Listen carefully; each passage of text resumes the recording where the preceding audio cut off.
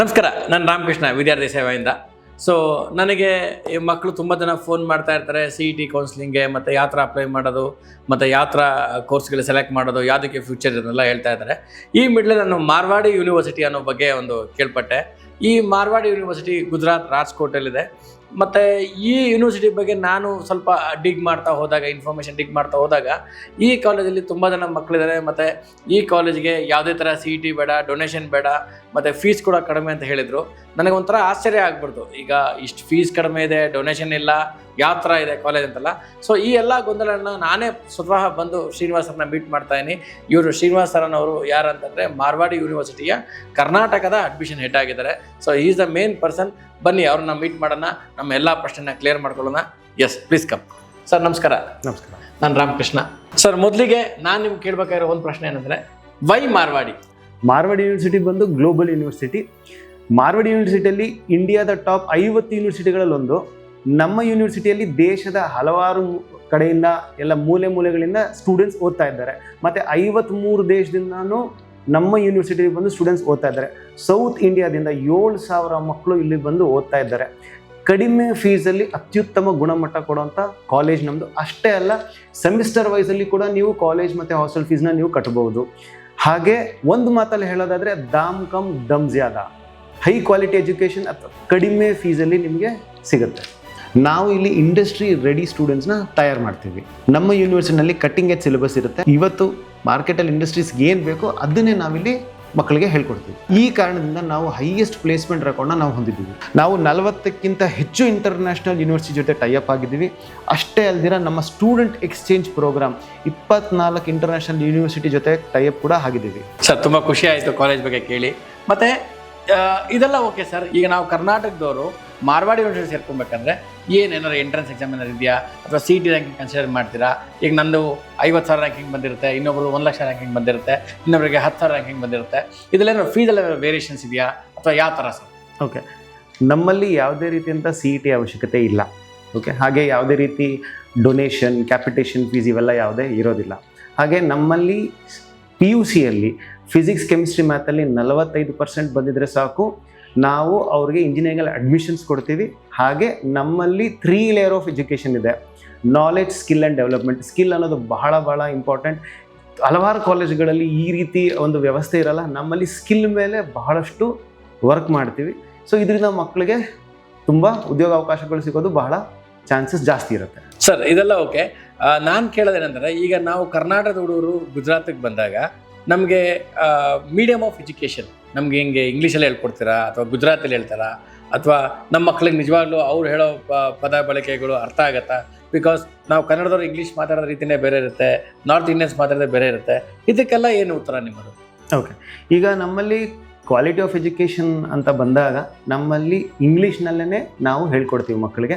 ಅಷ್ಟೇ ಅಲ್ದಿರ ನಮ್ಮಲ್ಲಿ ಮಕ್ಕಳಿಗೆ ಅರ್ಥ ಆಗಿಲ್ಲ ಅಂದರೆ ಮತ್ತೆ ಅವ್ರಿಗೆ ಹೇಳ್ಕೊಡೋ ಪ್ರಕ್ರಿಯೆ ಕೂಡ ಇದೆ ನಮ್ಮಲ್ಲಿ. ನಮ್ಮ ಕಾಲೇಜ್ನಲ್ಲಿ 125ಕ್ಕಿಂತ ಹೆಚ್ಚು PhD ಹೋಲ್ಡರ್ಸ್ ಇದ್ದಾರೆ.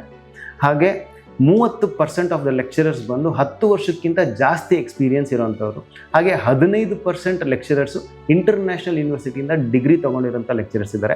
ಅಷ್ಟೇ ಅಲ್ದಿರ ವರ್ಲ್ಡಲ್ಲಿರೋಂಥ ಟಾಪ್ 2% ಸೈಂಟಿಸ್ಟಲ್ಲಿ 9 ಜನ ನಮ್ಮ ಕಾಲೇಜಲ್ಲಿ ಕೆಲಸ ಮಾಡ್ತಾ ಇದ್ದಾರೆ. ಸೊ ಕ್ವಾಲಿಟಿ ಆಫ್ ಎಜುಕೇಷನ್ ಖಂಡಿತ ನಿಮಗೆ ಇಲ್ಲಿ ಸಿಗುತ್ತೆ. ಎಜುಕೇಷನಲ್ಲಿ ಯಾವುದೇ ರೀತಿಯಂಥ ಕಾಂಪ್ರಮೈಸ್ ನಮ್ಮಲ್ಲಿ ಇಲ್ಲ. ಹಾಗೆ ಮಕ್ಕಳಿಗೆ ಬೇಕಾದಂಥ ಇನ್ಫ್ರಾಸ್ಟ್ರಕ್ಚರ್ ಕೂಡ 65,000 ಬುಕ್ ಇರೋಂಥ ಲೈಬ್ರರಿ ಇದೆ. ಸೊ ಇಲ್ಲಿ ಓದ್ತಾರೆ ಯಾವುದೇ ಮಕ್ಕಳು ಯಾವುದೇ ರೀತಿ ಪಠ್ಯಪುಸ್ತಕಗಳು ಅಥವಾ ಟೆಕ್ಸ್ಟ್ ಬುಕ್ಸ್ ತೊಗೊಳ್ಳೋಂಥ ಅವಶ್ಯಕತೆನೇ ಇಲ್ಲ. ಹಾಗೆ ಮಕ್ಕಳಿಗೆ ಲ್ಯಾಬ್ಸ್, ನಮ್ಮಲ್ಲಿ 2,500 ಕಂಪ್ಯೂಟರ್ ಅಂತ ಲ್ಯಾಬ್ ಇದೆ. ಲ್ಯಾಬ್ಸಲ್ಲಿ ಹಲವಾರು ವಿಧವಾದ ಲ್ಯಾಬ್ಸ್ ಇದೆ. ಎಷ್ಟೋ ಮಕ್ಕಳಿಗೆ ನಾವು ಲ್ಯಾಬ್ಸಲ್ಲೇ ಪಾಠ ಮಾಡ್ತೀವಿ. ಲ್ಯಾಬ್ಸ್ ಆ್ಯಂಡ್ರಾಯ್ಡ್ ಲ್ಯಾಬ್ ಆಗಿರ್ಬೋದು, ಮ್ಯಾಕ್ ಲ್ಯಾಬ್ ಆಗಿರ್ಬೋದು, ಡೇಟಾ ಸೈನ್ಸಿಗೆ ಬೇಕಾಗಿರೋ ಲ್ಯಾಬ್ ಇರ್ಬೋದು, ಇವೆಲ್ಲವೂ ನಮ್ಮಲ್ಲಿ ಖಂಡಿತ ಇದೆ. ಅಷ್ಟೇ ಅಲ್ದಿರ ನಮ್ಮ ಕಾಲೇಜ್ನಲ್ಲಿ ಸೂಪರ್ ಕಂಪ್ಯೂಟರ್ ಇದೆ. ಸೂಪರ್ ಕಂಪ್ಯೂಟ್ರಲ್ಲಿ 2ನೇ ವರ್ಷದಿಂದ ಮಕ್ಕಳು ಸೂಪರ್ ಕಂಪ್ಯೂಟರ್ ಕೂಡ ಅವರು ಸೂಪರ್ ಕಂಪ್ಯೂಟ್ರಲ್ಲಿ ಕೆಲಸ ಮಾಡ್ಬೋದು. ಅವ್ರ ಕೆರಿಯರ್ಗೆ ತುಂಬ ಉಪಯೋಗ ಆಗುತ್ತೆ. ಯಾವುದೇ ಕಾಲೇಜ್ ಗುಣಮಟ್ಟ ಹೇಳೋದು NAC ಮತ್ತು NBA. ನಮ್ಮದು NAC A+ ಅಕ್ರೆಡಿಷನ್ ಬಂದಿದೆ. ಹಾಗೆ NBA Tier 1 ಅಕ್ರೆಡಿಷನ್ ಇದೆ. ಹಾಗೆ ಸೆಂಟರ್ ಆಫ್ ಎಕ್ಸಲೆನ್ಸ್ ಅವಾರ್ಡ್ ಕೂಡ ನಮಗೆ ಬಂದಿದೆ. ಓಕೆ ಸರ್, ಈಗ ನಾವು ಗುಜರಾತಲ್ಲಿ ಓದ್ತೀವಿ, ಅಲ್ಲಿ ಬರ್ತೀವಿ, ಮತ್ತು ಅಲ್ಲಿ ಊಟ ಎಲ್ಲ ಯಾವ ಥರ ಇರುತ್ತೆ? ಈಗ ನಮ್ಮ ಕರ್ನಾಟಕದಲ್ಲಿ ನಾವು ಇಡ್ಲಿ, ವಡೆ, ಸಾಂಬಾರು, ಅನ್ನ ಇವೆಲ್ಲ ತಿಂತಿರ್ತೀವಿ. ಬಟ್ ಈ ಗುಜರಾತಿಗೆ ಬಂದಾಗ ನಮಗೆ ಊಟದ ತೊಂದರೆ ಆಗಲ್ವಾ? ನಮ್ಮಲ್ಲಿ ನಾರ್ತ್ ಇಂಡಿಯನ್ ಫುಡ್ ಮತ್ತು ಸೌತ್ ಇಂಡಿಯನ್ ಫುಡ್ ಎರಡೂ ಕೂಡ ಅವೈಲೇಬಲ್ ಇದೆ. ದಿನಕ್ಕೆ 4 ಹೊತ್ತು ಊಟ ಇರುತ್ತೆ, ಬೆಳಗ್ಗೆ, ಮಧ್ಯಾಹ್ನ, ಸಾಯಂಕಾಲ, ರಾತ್ರಿ. ಇಷ್ಟೆಲ್ಲ ಒಂದು ಆಪರ್ಚುನಿಟಿ ಮತ್ತು ಆಪ್ಷನ್ಸ್ ಇದೆ, ಇಷ್ಟೊಂದು ಫ್ಯಾಕಲ್ಟಿ ಮೆಂಬರ್ಸ್ ಇದ್ದಾರೆ, ನಿಮ್ಮಲ್ಲಿ ನ್ಯಾಕ್ ಅಕ್ರೆಡಿಟೇಷನ್ ಇದೆ, NBA ಇದೆ, ಮತ್ತು ನಿಮ್ಮಲ್ಲಿ ತುಂಬ ಜನ ಫ್ಯಾಕಲ್ಟಿ ಅವರಿದ್ದಾರೆ who has lot of experience in the same field. ಹಿಂಗೆಲ್ಲ ಇದ್ದಾಗ ನಿಮ್ಮ ಫೀಸ್ ಯಾಕೆ ಕಡಿಮೆ? ನಮ್ಮಲ್ಲಿ ಫೀಸ್ ಕಡಿಮೆ ಅಲ್ಲ, ನಮ್ಮಲ್ಲಿ ಸರಿಯಾಗಿರೋ ಫೀಸ್ ಇದೆ. ಗುಜರಾತಲ್ಲಿ ಫೀಸ್ ರೆಗ್ಯುಲೇಷನ್ ಆ್ಯಕ್ಟ್ ತಂದಿದ್ದಾರೆ. ಈ ಫೀಸ್ ರೆಗ್ಯುಲೇಷನ್ ಆ್ಯಕ್ಟಲ್ಲಿ ಏನಾಗುತ್ತೆ ಅಂದರೆ, ಯಾವುದೇ ಯೂನಿವರ್ಸಿಟಿ ಒಂದು ಫೀಸ್ ಫಿಕ್ಸೆಡ್ ಮಾಡಿರ್ತಾರೆ ಗೌರ್ಮೆಂಟು, ಇದಕ್ಕಿಂತ ಜಾಸ್ತಿ ಅವರು ಚಾರ್ಜ್ ಮಾಡೋಂಗಿರಲ್ಲ. ಮತ್ತು ನಮ್ಮ ಕಾಲೇಜಲ್ಲಿ ಯಾವುದೇ ರೀತಿ ಡೊನೇಷನ್ಸು, ಕ್ಯಾಪಿಟೇಷನ್ ಫೀಸು ಅಥವಾ ಲ್ಯಾಬ್ ಫೀಸು, ಲೈಬ್ರರಿ ಫೀಸ್ ಇವೆಲ್ಲ ಏನು ಹೆಚ್ಚಿಗೆ ನಾವು ತಗೊಳ್ಳಲ್ಲ. ಸರ್, ಮತ್ತು ಪ್ಲೇಸ್ಮೆಂಟ್ಸ್ ಎಲ್ಲ ಯಾವ ಥರ ಇರುತ್ತೆ? ಬರೀ ಗುಜರಾತ್ ಅವ್ರಿಗೆ ಕೆಲಸ ಕೊಡಿಸ್ಬಿಡ್ತೀರಾ ಅಥವಾ ನಮ್ಮ ಕನ್ನಡದವ್ರಿಗೂ ಕೆಲಸ ಕೊಡಿಸ್ತೀರಾ ಅಥವಾ ಯಾವ ಥರ ಸರ್? ನಾವು ಅಲ್ಲಿ ಗುಜರಾತಲ್ಲಿ ಓದ್ಬಿಟ್ಟು ಕರ್ನಾಟಕದಲ್ಲಿ ನಮಗೆ ಕೆಲಸ ಸಿಗುತ್ತಾ, ಯಾವ ಥರ ಸರ್? ಓಕೆ, ನಮ್ಮಲ್ಲಿ ಹೈಯೆಸ್ಟ್ ಪ್ಯಾಕೇಜ್ ಕ್ಯಾಸ್ಟ್ ಎ ಕಂಪ್ನಿಗೆ 48 ಲಕ್ಷ ಆಗಿದೆ, ಮತ್ತು ಅಮೆಝಾನ್ ಕಂಪ್ನಿಗೆ 34 ಲಕ್ಷ ಇನ್ನೊಂದು ಹೈಯೆಸ್ಟ್ ಪ್ಯಾಕೇಜ್ ಆಗಿದೆ. Google, Capgemini, IBM, SAP, TCS, Wipro, Reliance ಹಲವಾರು ಕಂಪ್ನಿಗಳು ಕ್ಯಾಂಪಸ್ ರಿಕ್ರೂಟ್ಮೆಂಟ್ಗೋಸ್ಕರ ಬರುತ್ತೆ. ಮಕ್ಕಳು ಸ್ಟಾರ್ಟಪ್ ಮಾಡೋದಕ್ಕೋಸ್ಕರ ಬೇಸ್ಡ್ ಆನ್ ಪ್ರಾಜೆಕ್ಟ್ ರಿಕ್ವೈರ್ಮೆಂಟ್ 20,000 ರೂಪಾಯಿಂದ ಹಿಡಿದು 20 ಲಕ್ಷ ರೂಪಾಯಿವರೆಗೂ ಮಕ್ಕಳಿಗೆ ಗೌರ್ಮೆಂಟಿಂದ ಫಂಡಿಂಗ್ ಕೊಡಿಸ್ತೀವಿ. ನಮ್ಮಲ್ಲಿ ಸ್ಟಾರ್ಟಪ್ ಇನ್ಕ್ಯುಬೇಷನ್ ಸೆಂಟರ್ ಸೆಟಪ್ ಮಾಡಿದ್ದೀವಿ. ಇಲ್ಲಿ ವರ್ಲ್ಡ್ ಟಾಪ್ 2% ಸೈಂಟಿಸ್ಟಲ್ಲಿ 9 ಜನ ಇಲ್ಲಿ ಕೆಲಸ ಮಾಡ್ತಾರೆ. ನಮ್ಮಲ್ಲಿ ಮಕ್ಕಳಿಗೆ ಅವ್ರ ಸ್ಟಾರ್ಟಪ್ ಐಡಿಯಾಗೆ ಎನ್ಕರೇಜ್ಮೆಂಟ್ ಕೊಡೋದಕ್ಕೋಸ್ಕರ ನಾವು ಇಲ್ಲಿ ಒಳ್ಳೆ R&D ಡಿಪಾರ್ಟ್ಮೆಂಟ್ನ ಸೆಟಪ್ ಮಾಡಿದ್ದೀವಿ, ಫಸ್ಟ್ ಆಫೀಸ್ ಸೆಟಪ್ ಮಾಡಿದ್ದೀವಿ. ನಮ್ಮಲ್ಲಿ CSL ಮಾತ್ರ ಅಲ್ಲ, EC, ಮೆಕ್ಯಾನಿಕಲ್, ICT, ಸಿವಿಲ್ ಈ ಯಾವುದೇ ಇಂಜಿನಿಯರಿಂಗ್ ಮಾಡಿರೋ ಮಕ್ಕಳಿಗೂ ಕೂಡ ಒಳ್ಳೆ ಕಂಪ್ನಿಯಲ್ಲಿ ಕೆಲಸ ಸಿಕ್ಕಿದೆ, ಒಳ್ಳೆ ಪ್ಯಾಕೇಜ್ ಕೂಡ ಸಿಕ್ಕಿದೆ. ಕೆಲವು ICTಯಲ್ಲಿ ಮಾಡಿರೋ ಮಕ್ಕಳಿಗೆ 15 ಲಕ್ಷ ರೂಪಾಯಿವರೆಗೂ ಪ್ಯಾಕೇಜ್ ಸಿಕ್ಕಿದೆ. ನಮ್ಮಲ್ಲಿ special courses like chemical engineering ಇದೆ, ICT ಡಿಪಾರ್ಟ್ಮೆಂಟ್ ಇದೆ, EC ವಿತ್ AIML ಕೂಡ ನಮ್ಮಲ್ಲಿ ಇದೆ. ನಮ್ಮಲ್ಲಿ 38 ರಿಸರ್ಚ್ ಲ್ಯಾಬ್ಸ್ ಇದೆ. ಈ ಲ್ಯಾಬ್ಸಲ್ಲಿ ವಿಪ್ರೋ, ಬಾಷ್, ಗೂಗಲ್, ಕ್ಯಾಡ್ಕ್ಯಾಮ್ ಈ ಥರ 8 ಇಂಡಸ್ಟ್ರಿ ಲ್ಯಾಬ್ಸ್ ಕೂಡ ನಮ್ಮಲ್ಲಿ ಇದೆ. ನಾವು ಒಂದು ಕಂಪ್ಲೀಟ್ ಇಂಜಿನಿಯರ್ನ ಇಲ್ಲಿ ನಾವು ತಯಾರು ಮಾಡ್ತೀವಿ. ರೀಸೆಂಟಾಗಿ ನಾವು NVIDIA ಜೊತೆ ಕೂಡ ಟೈಅಪ್ ಆಗಿದ್ದೀವಿ. ಇಂಡಿಯಾದಲ್ಲೇ ಸೆಕೆಂಡ್ ಬಿಗ್ಗೆಸ್ಟ್ ಲ್ಯಾಬ್ ಕೂಡ ಇಲ್ಲಿ ಬರ್ತಾ ಇದೆ. ನಮ್ಮ ಯೂನಿವರ್ಸಿಟಿಯಲ್ಲಿ ಮಕ್ಕಳು ಓದಿರೋದ್ರಿಂದ ಇಂಟರ್ನ್ಯಾಷನಲ್ ಕಂಪ್ನಿಯಲ್ಲಿ ಪ್ಲೇಸ್ಮೆಂಟ್ ಅವ್ರಿಗೆ ಈಸಿಯಾಗಿ ಸಿಗುತ್ತೆ.